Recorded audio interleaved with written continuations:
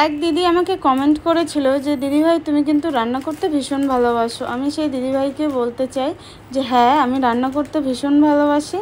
তো হ্যালো বন্ধুরা, welcome back to my channel. কেমন আছো তোমরা সবাই? আশা করছি ভালো আছো, আমরাও ভালো আছি।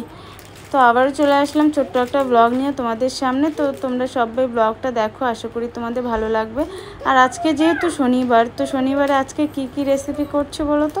অনেক দিন ধরে বাঁধাকপি খাওয়া হচ্ছে না, তো তোমাদের দাদা নিয়ে এসছে দেখো বাঁধাকপি। এই বাঁধাকপিটারই আর কি ঘন্ট করব।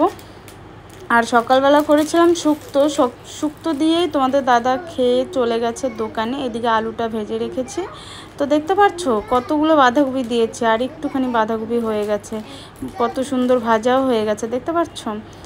তো তো কি বলো তো বন্ধুরা, আমি বড় ব্লগ করতে পারছি না, কারণ আমার একটুতেই দেখছি যে এই প্রবলেমটা হচ্ছে, স্টোরেজ ফুল হয়ে যাচ্ছে, যার জন্য আমি অল্প করেই ভিডিও করছি, তোমাদের শেয়ার করছি।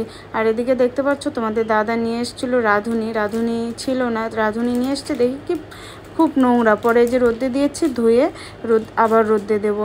তো আজকে করেছি কি বলো তো, আজকে করেছি এই যে বাঁধাকপির ঘন্ট, ডাল করেছি, তারপর টমেটোর চাটনি, দেখতে পাচ্ছ টমেটোর চাটনি, আর শুক্তো করেছি।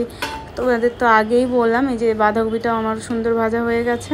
তো চলো ব্লগটা কেমন লাগলো জানাবে।